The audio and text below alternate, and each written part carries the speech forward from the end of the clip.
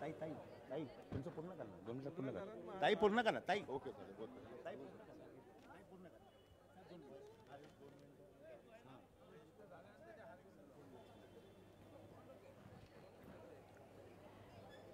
तर मी आपल्याला सांगत होती की 2004 ला माझं तिकीट कापून याला तिकीट देण्यात आलं. मला वाटलं असतं, माझी पक्षावर निष्ठा होती म्हणून मी अपक्ष उभे राहिले नाही. मी अपक्ष उभे राहिले असते ना तर ना हा निवडून आला असता ना मी निवडून आले असते आणि ही सीट काँग्रेसला गेली असती. म्हणून त्यावेळेला आम्ही गप्प बसलो आणि त्याला निवडून द्यायला आम्ही मदत केली. 2004 ला तो आमदार झाला. मग 2009 ला काँग्रेसमध्ये गेला. मग 2012 ला त्याला परत क्षमा करून आपण बोलवलं. मग त्याला विभाग प्रमुख पद देण्यात आलं. मग त्याला परत आमदारकी देण्यात आली. त्याच्या मुलाला नगरसेवक पद देण्यात आलं. अजून शिवसेनेने काय द्यायला हवं होतं? त्याच्यावर काय अन्याय केलाय? अरे अन्याय झालाय तो आपले सगळे माजी शाखा प्रमुख, मी आता सगळ्यांची नावं घेतली, त्यांना कधी यांनी नगरसेवक पदाचं तिकीट दिलं नाही.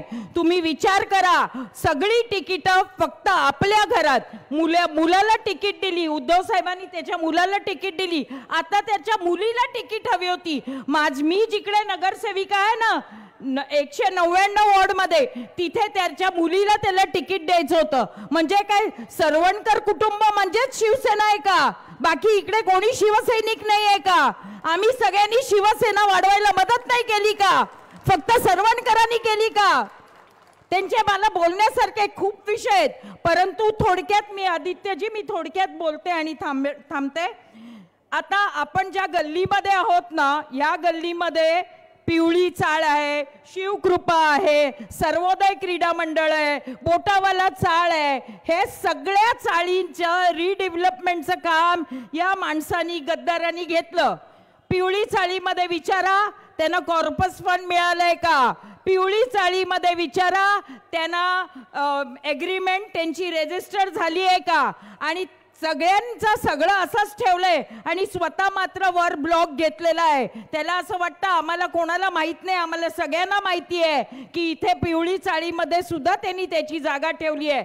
सूर्योदय क्रीडा मंडळच्या लोकांना कॉर्पस फंड मिळाले का? त्यांची किती जणांची एग्रीमेंट्स राहिली आहेत ते विचारा. सूर्योदय क्रीडा मंडळचे लोक इकडे असतील, अनेक लोक असतील, त्यांनी त्याच्या बदल्यात सुमेरमध्ये घर घेतलं पण लोकांचे प्रश्न अजिबात सोडवले नाहीत. शिवकृपा बिल्डिंग, इथे बाजूला शिवकृपा बिल्डिंग आहे. किती वर्ष लोक तिकडनं रिकामी करून आहेत? 14 ते 15 वर्ष झाली. शिवकृपा अजूनही आहे तसंच आहे. ते शिवकृपा मधलं एक साईबाबाचं मंदिर होतं, ते त्यांनी मंदिर तोडलं. तिथे दर गुरुवारी सगळे एरियातली माणसं आरती करायला जायचे आणि ते मंदिर त्यांनी तोडलं. आता मी साई सुंदर नगर, मला माहिती आहे आदित्यजी आलेत म्हणून मला थोडक्यात बोलायला लागतंय. साई सुंदर नगर मध्ये इमारत क्रमांक 9, साई सुंदर नगर मध्ये 22 मजल्याच्या इमारती आहेत. 22 मजल्याच्या इमारत क्रमांक 9 मध्ये फक्त 15 मजल्यापर्यंत लोकांना पर्यायी घर दिलेलं आहे. बाकी 16 ते 22 हेही आज देखील हे मजले रिकामे आहेत. आणि आदित्यजींना मी सांगू इच्छिते, हे मजले फक्त अनऑथराइज घर बनवून अनऑथराइज लोकांना तिथे द्यायचं आहे. कामगार नगर मधली तुम्हाला माहिती आहे, तुम्हीच त्यांना पर्यायी घर दिलंय. त्यांनी अजूनही तिकडचे काही गाळे त्या कामगार नगर मधल्या लोकांना दिले नाहीत. त्याच्या आणि चाव्या स्वतःकडे घेऊन ठेवल्या आहेत. आणि काही झालं मागे सगळ्यांनी आदित्यजी आणि उद्धवजींना हे कंप्लेंट केली म्हणून त्यांनी चाव्या आपल्याकडे ठेवल्या, कोणालाही चाव्या दिलेल्या नाहीयेत. त्यामुळे लोकांनी आता विचार करावा, याच्या भूलथापांना बळी पडू नये. कारण काय आहे, हा फक्त डेव्हलपमेंटची गोड स्वप्न दाखवतो, लोकांना वाऱ्यावर सोडतो आणि स्वतःचं एक घर त्या इमारतीमध्ये ठेवतो. आता लोकांनी, प्रभादेवीकरांनी विचार करायची वेळ आली आहे की तुम्हाला अशा गद्दाराला मतदान करायचं आहे की शिवसेनेच्या निष्ठावानांना मतदान करायचं आहे. ही आज प्रभादेवीच्या लोकांवर वेळ आलेली आहे आणि मला निश्चित माहिती आहे की प्रभादेवीकर सुद्धा ह्याला कंटाळले आहेत. बरोबर आहे ना? प्रभादेवीकर सुद्धा यांना कंटाळलेले आहेत आणि म्हणून प्रभादेवीकरांना निवडणुका लवकरच लागतील. त्यांनी इथे एक दोन कोणीतरी ठेवले असतील आपली भाषणं ऐकायला, माझ्याबद्दल काय बोलतायत.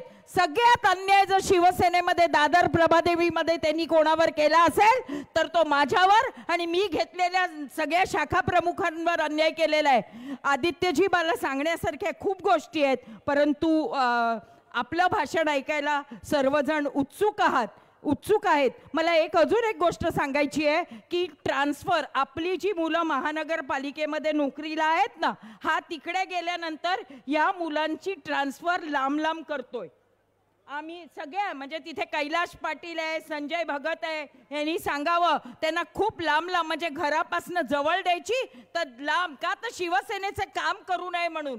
पण त्यातनं सुद्धा ही मुलं वेळ काढून शिवसेनेचं काम करतात. जेव्हा सिद्धिविनायकचं अध्यक्षपद मिळालं आत्ता, मी 1999 साली बाळासाहेबांच्या आशीर्वादाने सिद्धिविनायकची अध्यक्ष होते. मी अध्यक्ष झाल्यावर आधीचे डहाणूकर होते, त्यांनी लावलेली मुलं मी काढली नाहीत किंवा मी तिकडच्या हारवाल्यांची दुकानं तोडली नाहीत, कारण हे सगळे हारवाले हे आमचे स्थानिक आहेत आणि त्यांना त्यांच्या पोटावर आता पाय आणलाय, त्यांचे सगळ्यांचे स्टॉल तोडलेत. आणि कारण विचारलं, दोन्ही वॉर्ड ऑफिसर जी साऊथ आणि जी नॉर्थ याचे तळवे चाटतात. मी अगदी हे विधान करते इकडनं, ह्याचे तळवे चाटतात, कारण आम्ही त्यांच्याकडे गेलो तर काहीतरी थातूर मातूर उत्तरं देतात आणि आम्हाला वाटण्याची अक्षता लावतात. पण आदित्यजी, मी आपल्याला सांगू इच्छिते की आपलं जेव्हा सरकार येईल ना, आणि येणारच आहे, आपलं जेव्हा सरकार येईल ना, तेव्हा ह्या वॉर्ड ऑफिसरना गडचिरोलीला पाठवा. त्यांना इथे ठेवू नका, कारण ते आपल्याशी गद्दारी करतायत. वॉर्ड ऑफिसर सुद्धा गद्दारी करतायत. सांगण्यासारखं खूप आहे. आदित्यजींचं भाषण ऐकण्याकरता मी तूर्त इथेच थांबते. फक्त आई प्रभादेवीला आणि सिद्धिविनायकाला असं साकडं घालते की इथे जमलेल्या सर्व पुरुषांना आणि स्त्रियांना आणि त्यांच्या कुंकवाला सिद्धिविनायक उदंड आयुष्य देव. जय हिंद, जय महाराष्ट्र. ताई, तुम्ही अगदी बरोबर बोललात की वरचे मजले रिकामे आहेत, यांचा वरचा मजलाच रिकामी आहे, त्यामुळे प्रत्येक वेळेला हे गद्दारी करायला मोकळे असतात. यानंतर मी आदरणीय आदित्य साहेबांना विनंती करतोय की आपण या ठिकाणी शिवरायांच्या प्रतिमेस पुष्पहार अर्पण करायचंय.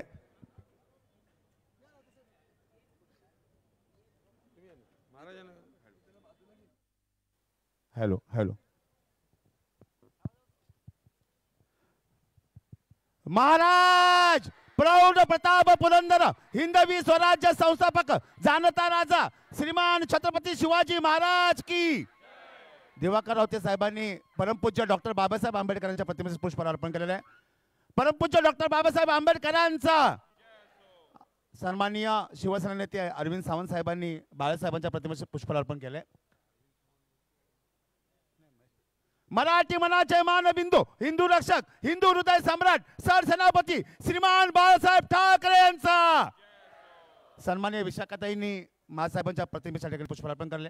यानंतर ज्यांच्या नेतृत्वाखाली या भागामध्ये खऱ्या अर्थानं सामना होतोय आणि शिवसेनेचा झंझावत होतोय, ते तुमच्या आमच्या सगळ्यांचे तरुण तडफदार, कर्तव्यदक्ष आणि लोकप्रिय विभाग प्रमुख सन्माननीय महेश सावंत या सभेला या ठिकाणी संबोधित करतील.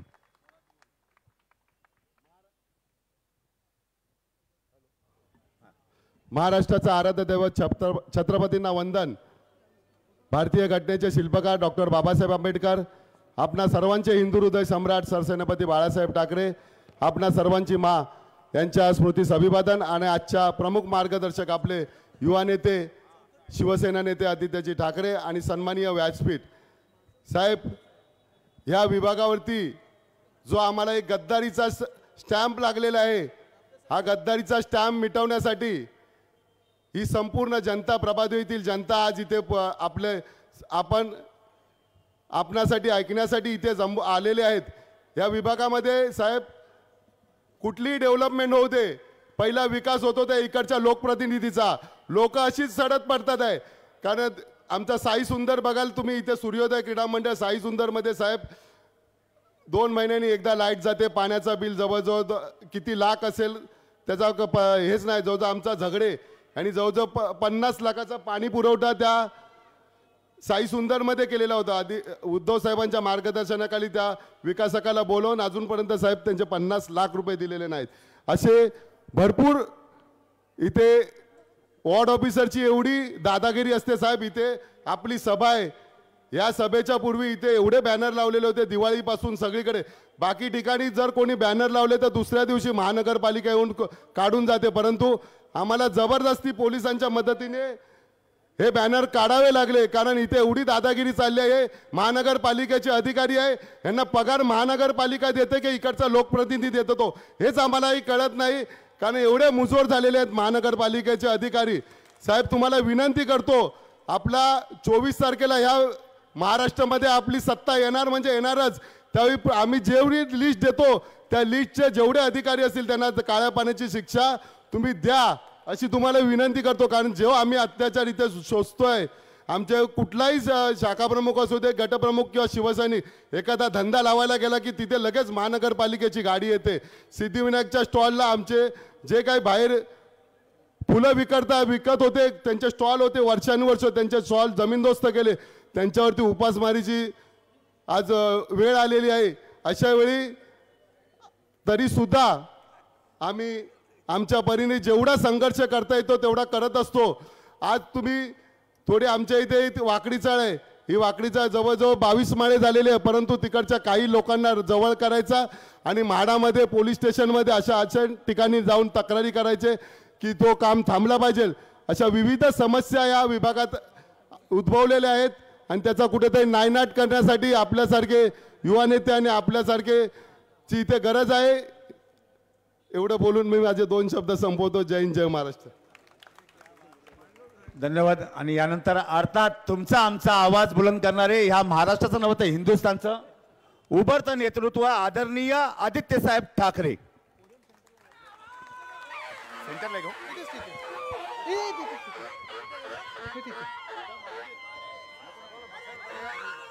नाही ठीक आहे, इथून दिसतंय सगळ्यांना. जय महाराष्ट्र. नाही नाही नाही राहू दे, थोडं असं करतो. दिसतोय का सगळ्यांना? नाही हे बरोबर आहे, मध्ये कॅमेरा वगैरे आहे, तिथून सगळ्यांना दिसतोय मी. नाहीतरी राजकारणाच्या मधोमध आहेच मी तर, आणि त्यांच्या स्वप्नांमध्ये पण येतोय. महेशजी, आपण खरं माहीम मतदारसंघाची सभा ठेवली, कार्यकर्ता मेळावा ठेवलाय, पण इथे आमच्या वरळीतून काही तुम्ही एक माणूस इथे घेतलेला आहे. तुम्ही कुठे आहेत? रामजी कुठे गेले? नाव राम आहे म्हणून तुम्ही घेतलं की कशामुळे? असो, आज खरोखर इथे येऊन आनंद होतोय. आपण सगळे एवढ्या मोठ्या संख्येत इथे आहात, उपस्थित आहात. यायच्या आधी माझा एक फुटबॉलसाठी कार्यक्रम होता आणि तिथे आम्ही अंडर-7, अंडर-11, अंडर-13, 14, 15, अंडर-17 ह्या सगळ्या फुटबॉल खेळणाऱ्या मुलामुलींना प्राइज डिस्ट्रीब्युशन आमचं होतं. वर्षभर ते खेळत असतात. आणि तिथून मला फोन यायला लागले की आदित्य निघा निघा, आता इथे गर्दी जमलेली आहे. मी त्यांना सांगितलं आता गोल मारायला जायचं आहे म्हणून मी निघतो. असो, आज आपण पाहिलं असेल, आत्ताच मी अनिल देसाई साहेबांबरोबर चर्चा करत होतो, रावते साहेबांबरोबर चर्चा करत होतो, आणि परवाकडे जो आपण मुंबईमध्ये कार्यक्रम घेतला जनता की अदालत, किती लोकांनी इथे पाहिला जनता की अदालत? सगळ्यांनी पाहिला ना. सगळ्या देशांनी पाहिलेलं आहे की आपली बाजू ही कशी बरोबर आहे, आपली बाजू कशी सत्याची आहे. आणि हे जे अध्यक्ष, जे ट्रायब्युनल म्हणून ज्यांनी निकाल दिला, राहुल नार्वेकर, एका काळचे आमचे मित्र होते, नंतर राष्ट्रवादी काँग्रेसमध्ये गेले, तिथे पण खूप जवळचे झाले, मग आता भाजपामध्ये गेले, तिथे देखील खूप जवळचे झालेले आहेत, आणि कदाचित पुढे काँग्रेसमध्येही जाऊ शकतात किंवा इतर पक्षांमध्ये जाऊ शकतात. पण त्यांनी जो निकाल दिलेला आहे तो किती खोटा निकाल आहे, किती बोगस निकाल आहे. आणि होय, मी सांगतोय बोगस निकाल आहे. त्यांना माझ्यावर कंटेम्पची केस टाकायची असेल तर टाकू दे, फासावर जायला देखील तयार आहे, पण आम्ही सत्यासाठी लढत राहू म्हणजे राहूच. आणि परवा हे सगळं दाखवल्यानंतर, पूर्ण देशभराने बघितल्यानंतर, मी प्रत्येक चॅनलचं यूट्यूब चॅनल बघत होतो. सगळे ABP पासून, TV9 पासून, झी पासून, NDTV पासून, सगळेच, लोकशाही देखील आणि प्रत्येक चॅनलवर लाखो व्ह्यूज आहेत, त्यांच्या खालचे कॉमेंट जर पाहाल देशभरातून आलेले आहेत, ते एकच मत स्पष्ट होतं की आपल्या महाराष्ट्रात लोकशाही यांनी संपून टाकलेली आहे. आतापर्यंत रावते साहेब आपल्या अनेक वर्षात आपण ऐकलं असेल, पाहिलं असेल की लोकशाही धोक्यात आहे असं खूप राजकीय पक्ष म्हणायचे. आणि हे आपल्याला वाटायचं की चला एक राजकीय स्टेटमेंट झालं, हे काही खरं होत नाही. 100 कोटीचा देश आहे, एवढ्या मोठ्या संस्था आहेत, इलेक्शन कमिशन आहे, आता तर फ्रॉड झालेलं इलेक्शन कमिशन, पण इलेक्शन कमिशन आहे, न्याय व्यवस्था आहे, सगळं आहे, लोकशाही काही धोक्यात नाही आपली. पण आजची जर राजकीय परिस्थिती तुमची महाराष्ट्रातली पाहिली आपण, तर खरोखर लोकशाही ही संपवलेली आहे. गेले 2 वर्ष आपल्या राज्यामध्ये अनेक महानगरपालिका असतील, नगरपालिका असतील, इथे निवडणुका झालेल्या नाहीत, लोकप्रतिनिधी नाहीत, स्थानिक नगरसेवक नाहीत, आणि 40 गद्दार निर्लज्जपणे त्यांची मस्ती ही प्रत्येक गल्लीत दाखवत आहेत. प्रत्येक ठिकाणी त्यांचा मास दिसत आहे, त्यांची मस्ती दिसत आहे, आणि प्रत्येक ठिकाणी जनता ही हैराण आहे, जनता ही त्रस्त आहे. अनेकदा प्रश्न पडतो की जेव्हा आपण पत्रकार परिषद घेतो, वेगळे वेगळे विषय लोकांसमोर आणतो, किती विषयांवर बोलायचं, काय काय बोलायचं, असे देखील विषय असतात. जसं काही ह्या गद्दारांची तुम्ही दसऱ्याच्या दिवशी सर्कस बघितली असेल. मागच्या वेळी त्यांनी सांगितलं होतं आमचा दसरा मेळावा, मुख्यमंत्री बोलतायत, जे घटनाबाह्य आहेत ते बोलत चाललेत, पण समोर त्यांच्या जे नेहमी स्वप्नात असायचं ना, खुर्ची खुर्ची खुर्ची, खुर्च्याच खुर्च्या दिसतात, लोक कुठेही दिसत नाहीत. तरी देखील त्यांच्या ह्या सर्कसीला देखील स्वतःच्या पक्षाची सर्कस, स्वतःच्या गटाची सर्कस असली तरी 60 लाखाचा खर्च बाथरूमवर केला गेला. माहिती आहे तो कोणाच्या खिशातून केला गेलाय? मुंबई महानगरपालिकेने 60 लाखाचा खर्च केला बाथरूम लावण्यासाठी, पक्षाच्या सभेवर. अनिल देसाई साहेब, आपण अनेक वर्ष आपला दसरा मेळावा करत आलेलो, शिवसेना पक्षाचे आपण सभा सचिव म्हणून पाहत आलेला आहात. जेव्हा केव्हा बाथरूम लागलेले आहेत, जे लावतात, शौचालय लावतात, मोबाईल टॉयलेट लावतात, कधी महापालिका पैसे देते, कधी राज्य सरकार पैसे देते. हे पहिल्यांदा मी ऐकतोय की एका पक्षाच्या कार्यक्रमासाठी, त्यांचा पक्ष नाहीच, गद्दार गँग, ती टोळी, चोरांच्या एका सर्कसीसाठी मोबाईल टॉयलेट देताना महानगरपालिकेचे 60 लाख रुपये खर्च झालेत. हे पैसे तुमचे, आमचे आहेत, जनतेचे आहेत, करदात्याचे आहेत, मुंबईकरांचे आहेत. पण प्रश्न विचारायचा कोणी, प्रश्न विचारायचे किती, उत्तर देणार कोण? कारण सगळेच चोर जे आहेत, अलिबाबा आणि 40 चोर, हे एकत्र बसलेले आहेत आणि आपलं राज्य लुटायला निघालेले आहेत. बरं, चोरी करता तुम्ही आणि लोक पकडता आमचे. साधारणपणे जर आपण पाहिलं तर जनता की अदालत झाल्यानंतर असे वेडेपिशे झालेले आहेत सगळे तिकडचे, जे भाजप प्रणित खोके सरकार आहे. प्रत्येकाला नोटीस पाठवलेली आहे. म्हणजे दुसऱ्या दिवशी सूरज चव्हाणला अटक केली. का केली अटक? जो मूळ मालक आहे त्या कंपनीचा, तो त्यांचा नेता झालेला आहे, त्या गद्दार गँगमध्ये बसलेला आहे, त्याचं नाव आज आपण सामनामध्ये छापलेलं आहे. त्याला काही हात नाही लावला पोलिसांनी, त्यांच्यावर काही कारवाई झालेली नाहीये. पण ते कंपनीमध्ये कोणीतरी काम करत होतं म्हणून त्यांच्यावर कारवाई. तसंच मला वाटतं काल की परवाकडे किशोरीताईंना पण नोटीस आलेली आहे. त्या दौऱ्यावर निघाल्या, किशोरीताईंवर नोटीस. कितीतरी लोकांना नोटीस मिळतात. रोहित पवार यांना नोटीस. सगळ्या लोकांना हैराण केलं जात आहे, त्रस्त केलं जात आहे. कारण हा लढा खूप मोठा आहे. हा लढा आपल्या देशासाठी आपण लढत आहोत. ही लढाई फार महत्वाची ठरत चाललेली आहे. मी परवा पण सूरजला अटक केल्यानंतर हेच सांगितलं होतं की जगभरातली सगळी तुम्ही उदाहरणं घ्या, जिथे जिथे हुकुमशाह आलेला आहे, जिथे जिथे हुकुमशाहीचं राजवट आलेली आहे, जेवढी ती हुकुमशाही पोकळ असते ना, जेवढा तो हुकुमशाही दरपोक असतो, कायर असतो, तेवढ्या ते यंत्रणा वापरायला लागतात आणि प्रत्येकाच्या मागे सोडतात. हिटलरचं तुम्ही पाहिलं असेल उदाहरण. त्यांचं एक असायचं सिक्रेट सर्व्हिस, ती देखील अशाच लोकांच्या मागे जायची.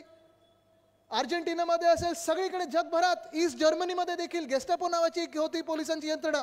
जे जे सत्य बोलतात त्यांना हैराण करायचं काम ह्या यंत्रणेकडे लावलं जातं. मग त्यांच्यावर तुम्ही केस टाका, काही करा, पण ह्यांना आत टाका, म्हणजे सत्य कोणी बोलणार नाही, आमची राजवट ही चालू राहील.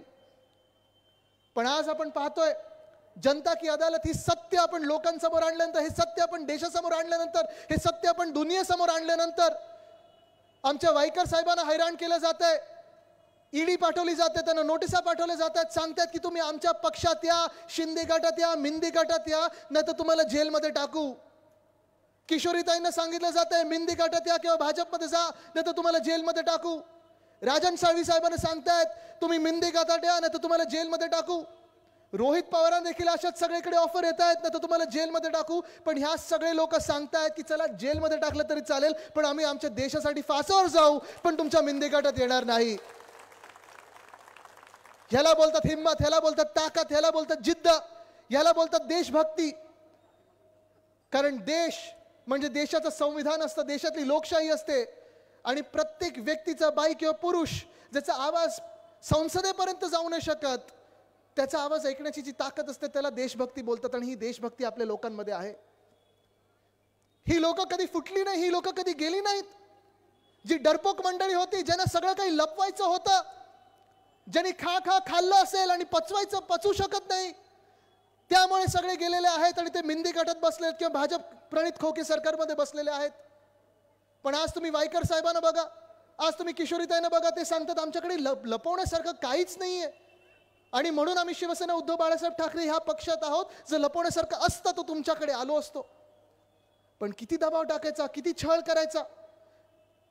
परिवाराला छळलं जातंय, मित्रांना छळलं जातंय, जे कोणी सत्यासाठी उभे राहतात त्यांना छळलं जातं. आणि काय सांगतात, चला 22 तारखेचं निमित्त आहे, हिंदुत्व हे निमित्त काढा आणि आमच्या पक्षात या.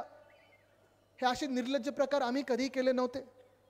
होय, माझे आजोबा, त्यांना लोकांनी हिंदू हृदय सम्राट म्हणून पदवी दिली होती. लोक त्यांना अजूनही बोलतात हिंदू हृदय सम्राट. या देशात जर एकमेव असतील तर वंदनीय हिंदू हृदय सम्राट बाळासाहेब ठाकरे आहेत. त्यांच्यासोबत मी 22 वर्ष माझी बघितलेली आहेत. अनेक लोकांनी पूर्ण त्यांचं 50 वर्षाचा पूर्ण कार्यकाळ पाहिलेला आहे.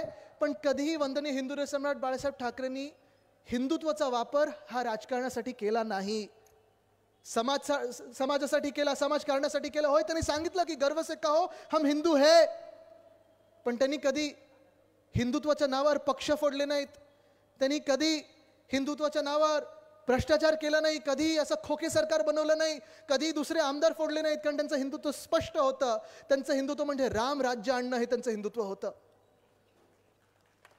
आणि राम राज्य म्हणजे काय, हिंदुत्व म्हणजे काय, आपलं हिंदुत्व म्हणजे त्यांच्या हिंदुत्वामध्ये फरक काय, स्पष्ट फरक आहे. आपलं हिंदुत्व म्हणजे रघुकुल रीत सदा चली आए, प्राण जाय पर वचन न जाय, हे आपलं हिंदुत्व आहे. जी जनतेला जी वचनं दिलेली आहेत, आम्ही अनेकदा राजकीय पक्ष म्हणून आपल्या निवडणुका लढायला लागतात. आणि जेव्हा आपण जाहीरनामा आणतो, वचननामा आपण त्याला म्हणतो, आपल्या पक्षाचा जाहीरनामा नसतो, आपण वचननामा आणतो. मला अनेकदा उद्धव साहेबांनी देखील सांगितलं की आदित्य, वचनं अशी द्यायची असतात आपण लोकांना जी आपण पूर्ण करू शकू. खूप लोक सांगतात की अच्छे दिन आने वाले है, अच्छे दिन आने वाले है. झालं 2024 निवडणुका आल्या, 10 वर्ष होऊन गेली. अच्छे दिन आलेत, अच्छे दिन आलेत. सगळ्यांना 2022 पर्यंत घरं मिळणार होती, मिळाली आहेत. सगळ्यांच्या घरी पाणी येणार होतं, आले. सगळ्यांना नोकऱ्या मिळणार होत्या तरुण तरुणींना, मिळाल्या नाही मिळाल्यात. मग अच्छे दिन कुठून आले. मग मध्ये सांगितलं जातं की तुमच्या प्रत्येकाच्या अकाउंटमध्ये 15-15 लाख रुपये येतील, आलेत नाही आलेत, तुमचे गेले. खोक्यासाठी वापरतात ते. पण मूळ मुद्दा हाच आहे की आपल्या पक्षामध्ये जुमला नसतो, आपल्या पक्षामध्ये जुगाड नसतो. जी वचनं आपण देतो ती पूर्ण करून देतो. आपण पूर्ण करणार म्हणजे करणार, ती करून दाखवलं म्हणून आपण जाहीरपणे होर्डिंग्सवर लावू शकतो. पण आज ह्या देशामध्ये असेल, ह्या राज्यामध्ये असेल, आपण पाहत चाललेलो आहोत की आपलं हिंदुत्व जे आहे, आपल्या हिंदुत्वामध्ये आणि भाजपच्या हिंदुत्वामध्ये फार फरक पडत चाललेला आहे. होय, आमचं हिंदुत्व स्पष्ट आहे. आम्ही जेव्हा या राम मंदिरबद्दल, भगवान श्री रामाच्या मंदिराबद्दल कोणी बोलत नव्हतं, तेव्हा उद्धव साहेब, आम्ही सगळे शिवसेनेचे आमदार, खासदार, नेते, कार्यकर्ते 2018 मध्ये तिथे गेलो होतो. आपल्याला आठवत असेल, अरविंद सावंत साहेबांनी देखील तिथे भाषण केलं होतं. आणि आपण पहिले ह्या देशात अनेक वर्षानंतर बोललो होतो की पहिले मंदिर फिर सरकार. भाजपा सरकारला आपण सांगत होतो की कायदा आणा. आता जसं त्यांनी ऑर्डिनन्स आणला होता दिल्ली सरकारसाठी, दिल्ली सरकारला पूर्ण पकडण्यासाठी, दिल्ली सरकारची फसगत करण्यासाठी जसा कायदा आणला होता, तसं आपण देखील सांगत होतो तुम्ही ऑर्डिनन्स आणा राम मंदिरासाठी, आम्ही तुमच्या सोबत उभं राहू. पण निकाल हा सुप्रीम कोर्टाने दिला, ह्या भाजपाच्या सरकारने दिला नाहीये. आज आपण पाहत आहोत की रामराज्य जे आपल्याला आणायचं आहे ते आपलं हिंदुत्व आहे, ते सगळ्यांना सोबत घेऊन चालणारं हिंदुत्व आहे. आपल्या हिंदुत्वामध्ये जातीपाती, धर्मामध्ये, समाजामध्ये, जिल्ह्यामध्ये भांडणं लावण्याचं हिंदुत्व नाहीये. आपल्या हिंदुत्वामध्ये महिलांना सन्मान देणारं हिंदुत्व आहे. आज तुम्ही पहा, हे जर खरोखर रामराज्य आणू इच्छितात ना इथे, तर आजचीच बातमी आहे की बिल्किस बानोला ज्यांनी रेप केला होता, ज्या 5 की 6 लोकांना ज्यांना जन्मठेप झाली होती, त्यांना एक तर गुजरात सरकारने सोडलं होतं, ते चुकीचं सोडलं होतं. तो अधिकार असतो महाराष्ट्र सरकारचा. पण आपल्या हिंदुत्वामध्ये ज्यांनी कोणी महिलेवर हात उचलला, तो कुठच्याही धर्माचा असो किंवा महिला कुठच्याही धर्माची असो, जातपात धर्म ना बघता त्याला फाशीवर चढवणं हे आपलं हिंदुत्व आहे. परोल देणं नाही. आपल्या हिंदुत्वामध्ये ज्या व्यक्तीने, आज तुम्ही बघा, जे आज हे मंत्रिमंडळ बसलेलं आहे, गद्दारांच्या मंत्रिमंडळामध्ये 2 किंवा 3 कॅबिनेटचे मंत्री असे आहेत ज्यांनी महिलांना शिवीगाळ केलेली आहे, महिला खासदारांना शिवीगाळ केलेली आहे. 1 मिनिटासाठी तुम्ही हा विचार बाजूला करा की ती महिला खासदार आहे. 1 मिनिटासाठी बाजूला हा विचार ठेवा की त्या महिला ह्या एका पक्षाच्या नेत्या आहेत. पण जशी घाणेरडे शिव्या वापरल्या त्यांनी, जशी घाणेरडे शब्द वापरले त्यांनी, आज हे उद्धव साहेबांचं सरकार असतं ना, नुसतं त्या मंत्र्याला गेट आउट नाही तर जेलमध्ये टाकलं असतं. हे सरकार आपल्याला पुन्हा एकदा या महाराष्ट्रात आणायचं आहे. आज आपण हे जे सगळं करत आहोत, जनता की अदालत असेल, महान्याय असेल, महानिष्ठा असेल, हे सगळं आपण ह्या महाराष्ट्रासाठी करत आहोत. कारण हे सगळं जो काही एक धोका निर्माण करत आहेत. आपण पहा, तुम्हाला हिंदुत्वाचं अजून एक तुम्हाला उदाहरण देतो. ह्याच मतदारसंघातलं हिंदुत्वाचं उदाहरण तुम्हाला देतो. जसं आपलं हिंदुत्व आणि त्यांचं हिंदुत्व. आपल्या काळात आपण कोणाला सिद्धिविनायक न्यासाचे अध्यक्ष केले होते? आदेश भाऊजींना आणि विशाखाताई. बरोबर आहे. त्यांनी किती पूर्णपणे एक भक्तिभावाने तिथे सेवा केली. प्रत्येक जो कोण तिथे यायचं त्याचं स्वागत व्हायचं, आगत स्वागत व्हायचं, सगळ्यांना चांगलं दर्शन मिळायचं. पण गंमत अशी आहे की हे जे हिंदुत्व सांगतात ना आपल्याला, आता तुम्ही ह्यांचं हिंदुत्व किती पोकळ आणि खोटं ते ओळखून घ्या आणि आपलं हिंदुत्व किती पक्क हे ओळखून घ्या. मागच्याच वर्षी गणपती बाप्पाच्या मिरवणुकीत 2 गद्दारांनी, इकडच्या 2 टपोरी गद्दारांनी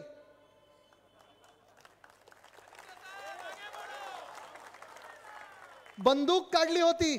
किती लोकांनी पाहिलं ते सगळ्या टीव्हीवर? सगळ्यांनी पाहिलं. इकडच्या प्रेसवाल्यांनी पण पाहिलं असेल. सगळे जे कॅमेरे लागले त्याच्यात पकडले गेले होते.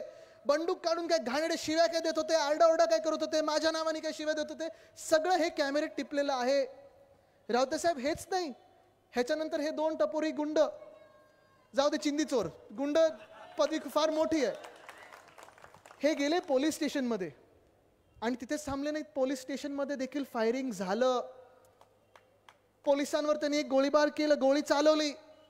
त्याचा बॅलिस्टिक रिपोर्ट बनलेला आहे. बरं, हे सांगणार मला कोण? त्यांच्याच मिंदी गटातलं एक मला माणसाने त्यांच्या मित्रांनी सांगितलं, जरा विषय घ्या. आहे त्यांच्यात पण चालू असतात हे. जाऊ दे, ती नावं घ्यायची नाहीत मला आता, कारण ते त्यांच्याच एकमेकांचा गळा दाबून संपणार आहेत राजकीय. पण तुम्हाला गंमत सांगतो, उपमुख्यमंत्री, गृहमंत्री, ज्यांचं पहिलं काम आहे या राज्याचं संरक्षण करणं, पोलिसांसाठी उभं राहणं, ज्यांनी पोलिसांवर गोळी चालवली ना, त्यांची अजून बंदूक जप्त नाही झाली, त्यांचं अजून लायसन्स जप्त नाही झालंय, त्यांच्यावर अजून कारवाई नाही झाली. आर्म्स ॲक्टमध्ये हे सगळं व्हायला पाहिजे. खरं जर आपलं सरकार आलं असतं आणि आपलं सरकार असतं, आता येणार म्हणजे येणार. तुम्ही बघा, ह्या वर्षी आपलं सरकार आल्यानंतर UAPAचा कायदा अतिरेक्यांसाठी जो वापरला जातो ते ह्या टपोऱ्यांवर आपण वापरणार म्हणजे वापरणार.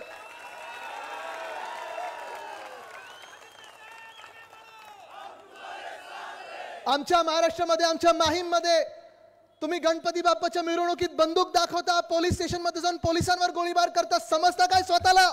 अतिरेक्यांसारखंच तुम्हाला वागवलं जाणार आहे. आमचं सरकार येणार आहे आणि हे आपण करणार, हे तुम्हाला मी खात्री देतो आज मी तुम्हाला. पण आज दुर्दैव असं की जे हिंदुत्व म्हणून सरकार आपल्या डोक्यावर बसवलेलं आहे, हिंदुत्व नाही, यांचं खोकेबाजांचं सरकार आहे. ह्याच सरकारनी गणपती बाप्पाच्या मिरवणुकीत बंदूक काढणाऱ्याला सिद्धिविनायक न्यासाचं अध्यक्ष करून ठेवलेलं आहे. हे ह्यांचं हिंदुत्व आहे. मान्य आहे तुम्हाला?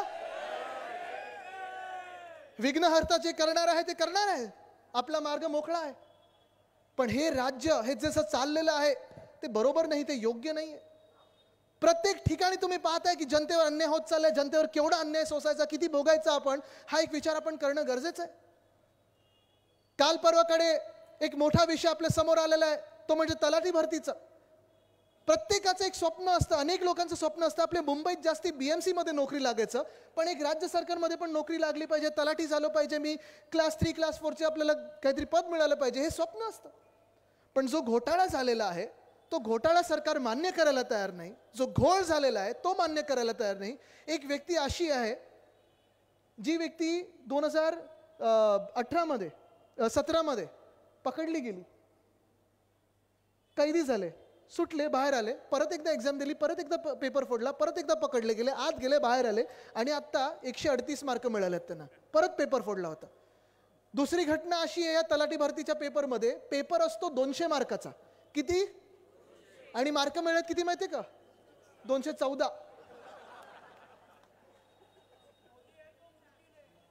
गॅरंटी. हा घोळ हा कसं चालणार हे आपलं राज्य पुढे? तुम्ही मला सांगा. कृषी क्षेत्राचं तर एक वेगळीच गडबड चालू आहे, आपण पाहत असाल. अवकाळी पाऊस होतो कधी, या सरकार अवकाळी, पाऊस अवकाळी, गारपीट होते कधी, कधी दुष्काळ असतो, कधी ओला दुष्काळ असतो. हे सगळं तर तिथे ग्रामीण भागात सुरू असतंच. पण प्रत्येक त्या ग्रामीण भागातल्या शेतकरी बांधवाला वाटतं की अरे आपली मुलं कधीतरी मुंबईत जावी, पुण्यात जावी, नाशिकमध्ये जावी, कोल्हापुरात जावी, नागपुरात जावी आणि तिथे गेल्यानंतर तिकडच्या MIDC मध्ये किंवा तिथे कुठच्या तरी मोठ्या कंपनीमध्ये ह्यांना चांगला जॉब मिळावा. पण गेल्या 2 वर्षामध्ये खोके सरकार आल्यानंतर इथे तुम्ही मला सांगा, ह्या राज्यामध्ये एक तरी नवा उद्योग आलेला तुम्ही ऐकलंय का? इथे तरुण मुलं मुली किती आलेत? 20शीतले आणि 30शीतले हात वरती करून जरा दाखवा मला. शिकलेत ना सगळे? सगळे शिकलेत? सर्टिफिकेट वगैरे आहेत ना एम्प्लॉयमेंटचे? नोकरी मिळाली आहे का तुम्हाला? कारण गेल्या 2 वर्षामध्ये एवढीच एक नोकरी मिळते की खोके सरकारमध्ये जा आणि भ्रष्टाचार करा, पण जे तरुण तरुणी शिकलेले आहेत त्यांना नोकरी मिळत नाहीये. आपण पेपरमध्ये वाचत असतो, हा उद्योग गेला गुजरातमध्ये, तो उद्योग गेला गुजरातमध्ये, फिल्मफेअर गेलो गुजरातमध्ये. पण एक मोठी रांग चढी मी सगळीकडे वाचून दाखवतो, हा पाडा सगळीकडे वाचून दाखवतो. कारण विशाखाताई, आपल्या राज्यामध्ये कळलं पाहिजे की काय काय नक्की हे गुजरातला पाठवत आहेत. माहितीये काय काय पाठवलेलं आहे मागच्या वर्षापासून? चला परत एकदा पाडा मोजायला सुरू करूया. वेदांता फॉक्सकॉन कुठे गेलं? एअरबस टाटा गेलं कुठे? बल्क ड्रग पार्क गेलं कुठे? मेडिकल डिव्हाइस पार्क गेलं कुठे? वर्ल्ड कपची फायनल गेली कुठे? 40 गद्दार गेले कुठे?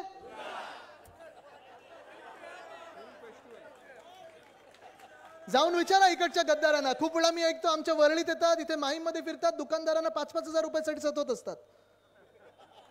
काय पाहिलं गुवाहाटीला जाऊन, काय पाहिलं सुरतमध्ये काय माहित नाही, पण स्वतःची सुरत हे कधीही पाहू शकणार नाहीत, कारण इथे माथेवर गद्दारीचा शिक्का हा लिहिलेला आहे.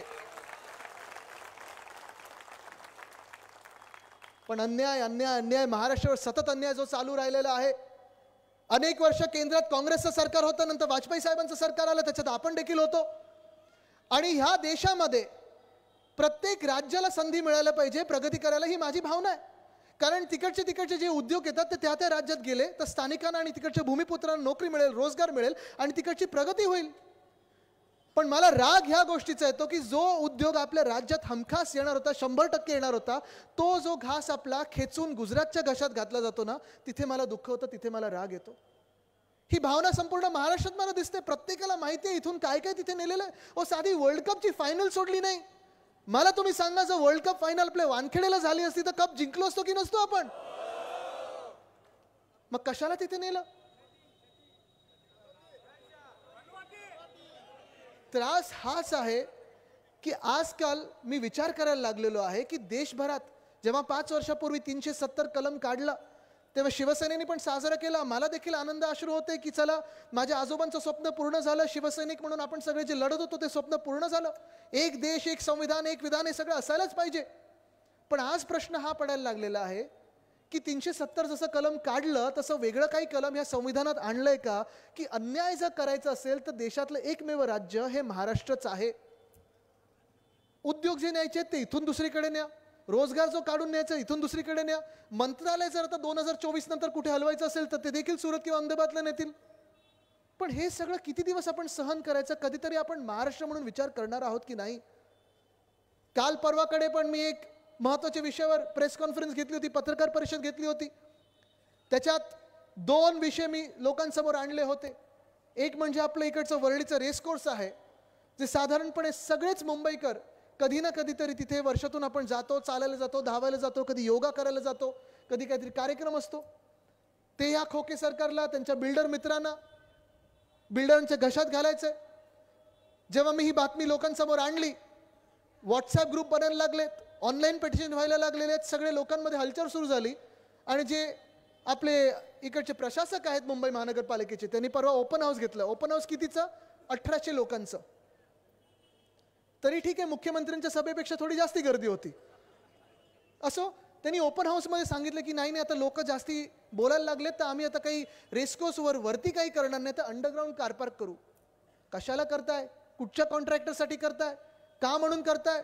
काय कमी खोके मिळालेत का तुम्हाला? सगळ्यात भ्रष्ट जर प्रशासक असतील तर हे आजचे प्रशासक आहेत, आणि त्यांना खोके मिळायला पाहिजेत, या मुख्यमंत्र्यांना खोके मिळायला पाहिजेत, म्हणून तिथे त्या रेसकोर्सची वाट लावायला चाललेत. मी त्यांना सांगितलेलं आहे की RWITC जी रेसिंगचे जे काही संस्था आहेत ते आणि BMC ह्यांनी जर परस्पर करार केला आणि मुंबईकरांना विचारलं नाही, तर आम्ही तिथे शर्यत घोड्यांची देखील होऊ देणार नाही. मुंबईकर म्हणून आम्ही तिथे जाऊन बसू, खोदायचं असेल तर खोदू, तरी देखील पब्लिक पार्क हे जनतेसाठी सगळ्यांसाठी असायला पाहिजे. दुसरी गोष्ट मी जी उघड केली ती डॅव्हॉसची होती. आपल्याला माहिती आहे, सगळं तिथे गेल्यानंतर जो काही खर्च होतो तो होतो, पण हे एका बाजूला आपल्याला अशा आंदोलनात व्यस्त ठेवल्यानंतर दुसऱ्या बाजूला जे मुंबईतले घोटाळे सुरू आहेत ते लोकांसमोर देखील येणं गरजेचं आहे. आजच्या दिवशी तुम्हाला सांगतो मी, आज 20 तारीख आहे.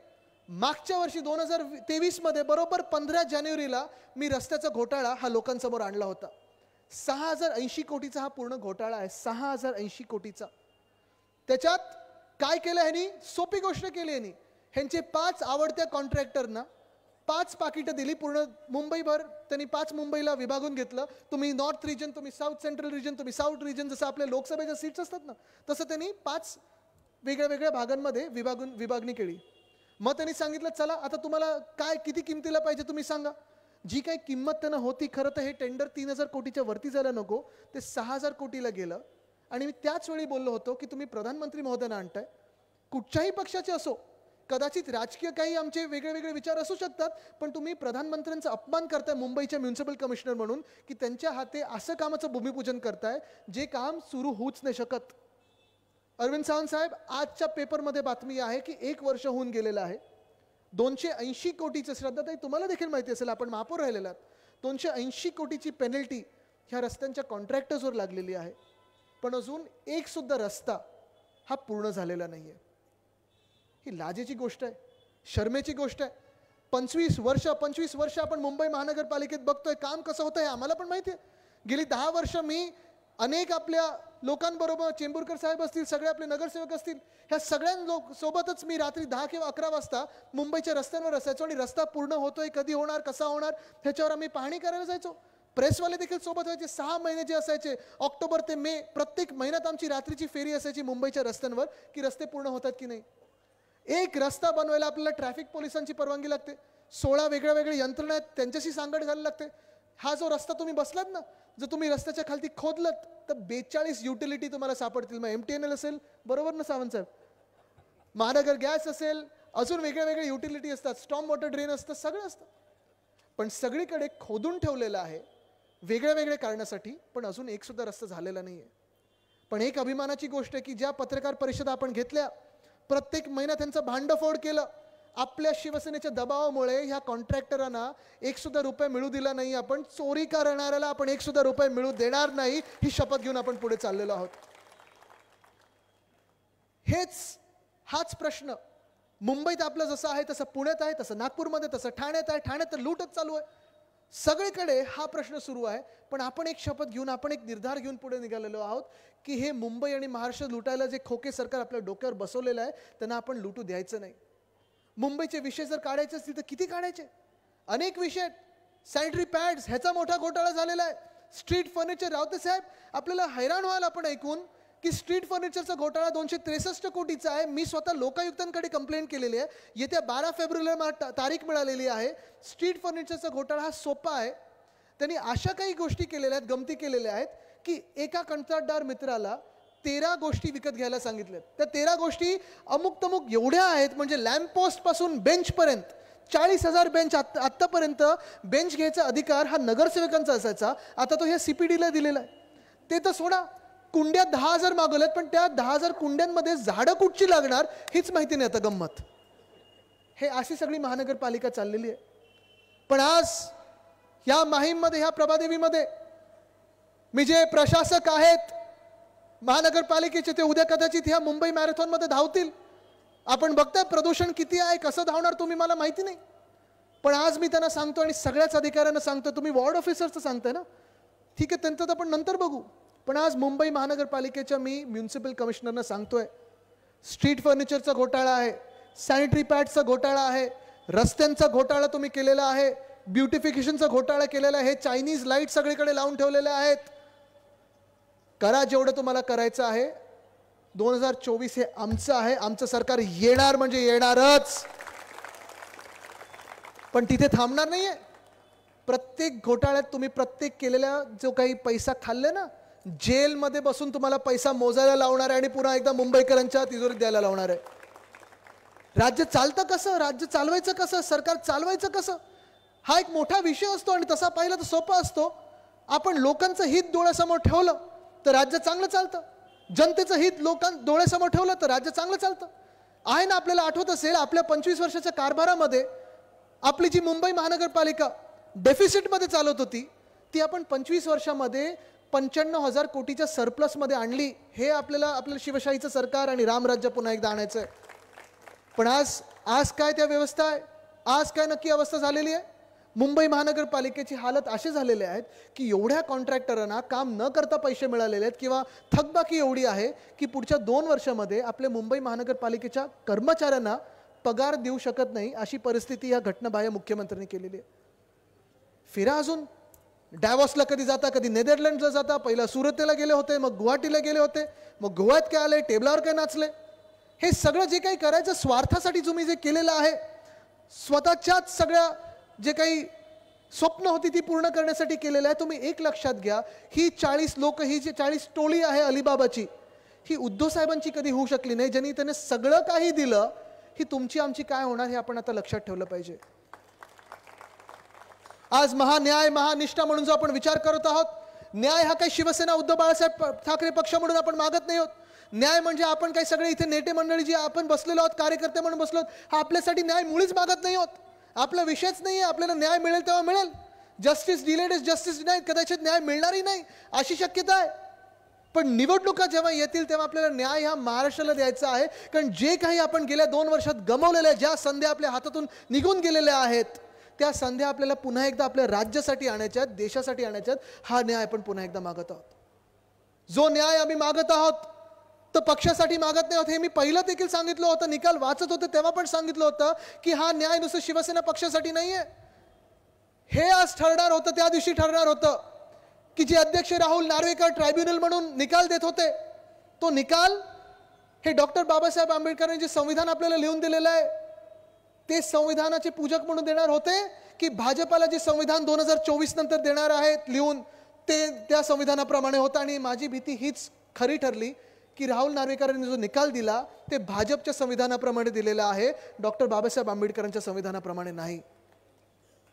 पण आज हे देखील मला माहिती आहे की कितीही या महाराष्ट्रावर अन्याय झाला, कितीही आक्रमणं झाली, कितीही लुटेरू आपल्या सरकारमध्ये कब्जा करून बसले असतील, तरी आपली इकडची माती आणि आपली माणसं, प्रत्येक माणूस म्हणजे इथे मावळा आहे आणि हाताची जी ताकद आहे ती बोटांमध्ये आल्यानंतर वोटिंग मशीनवर ईव्हीएम कुठचंही आणा, कितीही सेटिंग करून आणा, एक मत हे आपला इतिहास घडू शकतं.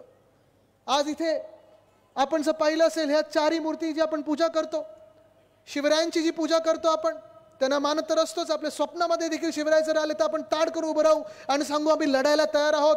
तसंच डॉक्टर बाबासाहेब आंबेडकरांना देखील आपण सांगत असतो की तुमचं संविधान, तुम्ही जे आम्हाला संविधान दिलंय, आमचं संविधान, या देशाचं संविधान, ह्याच्यासाठी आम्ही लढायला तयार आहोत. माझे आजोबा आणि माझी आजी यांच्या आशीर्वादाने मला एक, अर्थात तो फोटो मी उद्या परवाकडे टाकीनच, मला आठवतं नाशिकला आपली जी शिबिर आहे, सभा आहे, तिथे मला आजीनी स्टेजवर नेलं होतं हे मला आठवतं.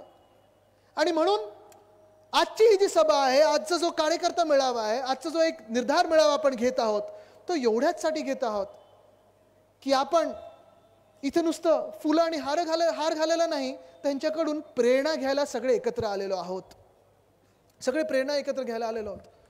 कदाचित तुम्हाला वाटेल की तुमच्यातून कोणी काही उद्या फेसबुकवर टाकलं, व्हॉट्सअपवर टाकलं, सोशल मीडियावर टाकलं तर पोलीस तुमच्या मागे येतील.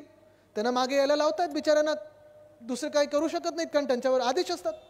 तुम्हाला कदाचित वाटेल की 50 खोके एकदम असं ओरडलं की तुमच्यावर केसेस होतील, कदाचित होतील, आहे ना, आम्ही पण लढतो. पण ह्या गद्दार निर्लज्ज सरकारला मी सांगतोय की जर आमच्यावर केसेस टाकायचे असतील ना, आमच्यावर वार करायचे असतील ना, तर समोरून या, समोरून वार झेलायला आम्ही तयार आहोत.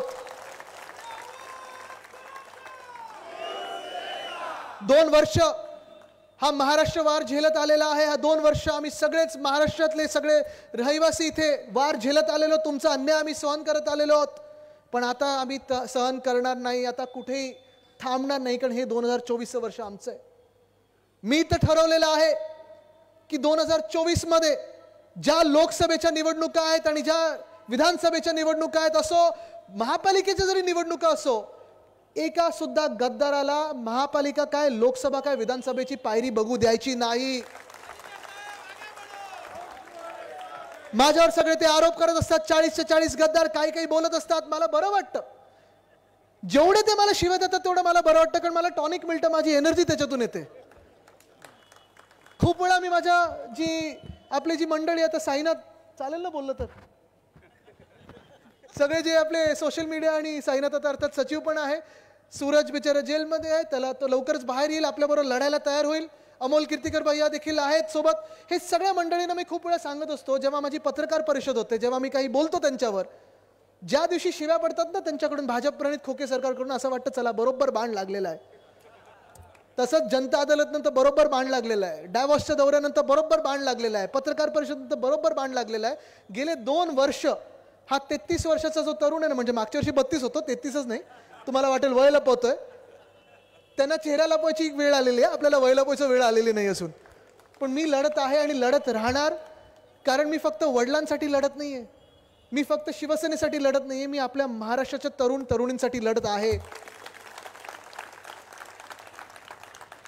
मला तुमच्याकडून नुसतं एवढं ऐकून घ्यायचंय, नुसतं एवढं पाहायचंय की माझ्यावर वार पुढून मागून सगळीकडून करतायत. वार केल्यानंतर मी लढायला तर तयार आहे आणि लढणार आणि जिंकणारच, पण तुम्ही मला सांभाळून घेणार की नाही.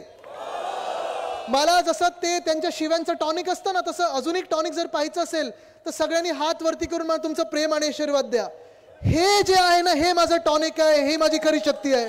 ही शक्ती जर घेतली मी, आणि ही शक्ती मी इथे घ्यायला आलेलो आहे, तर पुन्हा ना भाजपाला असेल, जे आपले महाराष्ट्र द्रोही आहेत, महाराष्ट्र द्वेषते आहेत, आणि खोके सरकारवाल्यांना एकाला सुद्धा आपण जिंकू द्यायचं नाही, कारण आता विजय जो होणार आहे तो महाराष्ट्राचाच होणार आहे.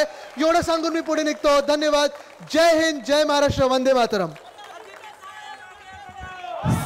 साहेब, तुम्हाला मिळणारं टॉनिक आणि ऊर्जा तुम्ही सांगितली, तसं तुम्ही आलात, तुमचं मार्गदर्शन हे 2024 साठी आम्हाला टॉनिक आणि ऊर्जा आहे. यानंतर आपण विभाग क्रमांक 10च्या वतीने महेश सावंत हे आदित्य साहेबांचा या ठिकाणी सत्कार करतायत. त्यांच्या समेत सगळे पदाधिकारी आहेत. यानंतर काही प्रवेश माननीय आदित्य साहेबांच्या हस्ते होणार. हा, श्री मुन्ना शेख शाखाध्यक्ष मनसे धारावी यांच्यासोबत फिरोज खान, बिल्सन जाधव, रवी भोरे, इम्रान शेख, सुबोध शेख. हा, प्रातिनिधिक स्वरूपात मुन्ना शेख आपणच वरती यायचंय, आपल्यासोबत 1-2-3 लोक, आणि मारुख चौधरी.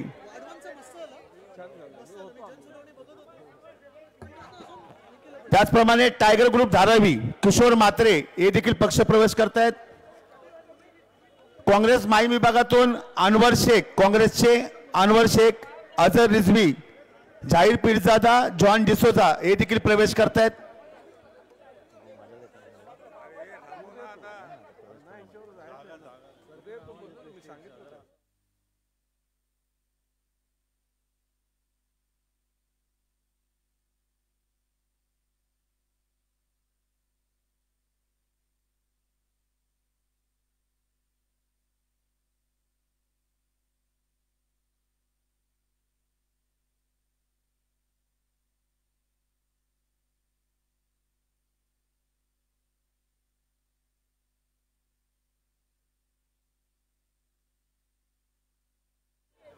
आजच्या या दमदार आणि सगळ्यांना ऊर्जा आणि टॉनिक देणाऱ्या सभेचं समारोप राष्ट्रगीताने होणार, याची सगळ्यांनी नोंद घ्यायची आहे.